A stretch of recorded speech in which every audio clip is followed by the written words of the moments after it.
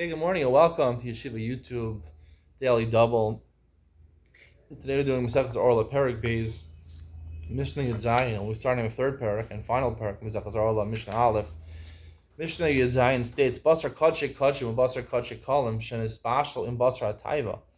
You have three types of meat. Some of it was Kachik Kachim. Kachik Kachim is very sanctified meat that can only be eaten inside the Beis Hamikdash, inside the Azara. It can only be eaten by Kohanim, not a Yisrael.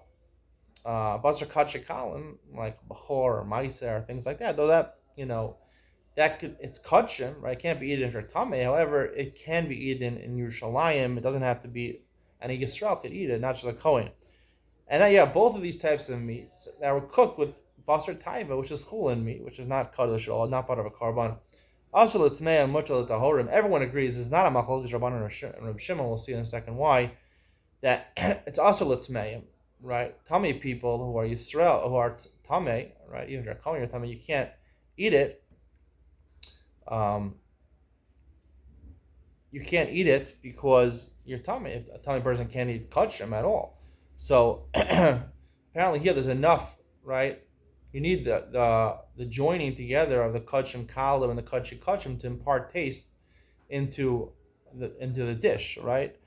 The kachim by themselves wouldn't impart enough taste. The kachim kalim is the same type of meat, just one is kachim, one is kalim. Only together they impart taste. So therefore, for Tamei people who can't eat any type of kachim, so they combine mutar l'tahorim, our Torah people, or Yisraelim, so they're only usher and kachim, and that by itself is in batel. Only with the kachik kolim there's an impartation, and that they're mutter in, so therefore it's not mitzaref. And even Reb Shimon agrees over here. When Reb Shimon, according to Reb Shimon, Reb Shimon says they're normally not mitzaref. Here, everyone agrees. The Rabbanan say Kachik Kachim and Kachik Kolim are Shem Echad. It's not a Machlokes and a Shimon and Rabbanan because it's not like Orlah and Klai Akarim. Like we said, Chala and Truma and Bikurim are the same thing. So Kachik Kachim and Kachik Kolim is the same type of meat. They're both Shem Echad. So therefore, they are mitzaref. They are mitzaref together. But if you're Torah, so then only one is Aser, not both. So therefore, it's not enough to join together to Aser you from eating it.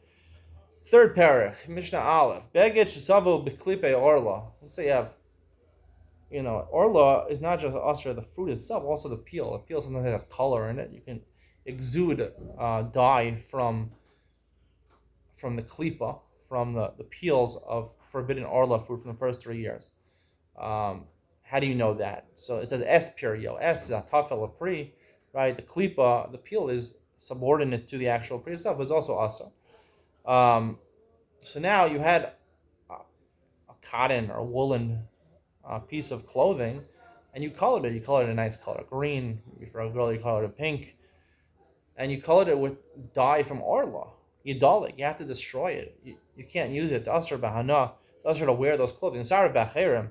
If this piece of clothing got mixed with other pieces of clothing, kulim yidaleko, they all have to be burned. Meir. Meir says. We'll see in a second. Meir holds that normally, even though things are batal, Orlah is batal 1 in 200. As long as it's davar chashuv, right? We'll discuss what makes something a davar chashuv. Generally, is anything that's counted individually, right? Shirts are not sold in bulk. You go to the retail store, you buy one shirt at a time. So therefore, it's chashuv, and therefore it's not batal even 1 in 200. Chachamim generally say no, even if it's normally counted by itself, it is batal 1 in 200.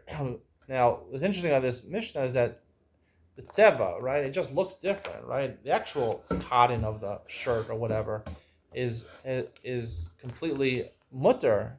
You just used the dye to color it was Orlah. Somehow you're not allowed to wear that shirt. Why are you not allowed to wear that shirt? We learned in the Gemara Psachim that just seeing something, you don't commit me'ilah by kachim, by looking, getting hana from something, by seeing something or hearing something. It's not a tangible hana. It's not normally usher. Why is it usher to wear over here? It's just a different color in the beged. Why is chazusa? Right? It is a usher because the Rav brings, it says, arlaso. There's an extra word over there, double language. You can't benefit from it. And you also can't color clothing with it. And you also can't light a candle with it. We're going to discuss this additional Isra and why is it different than regular Isra Hana and Iyam Mitzion coming up next.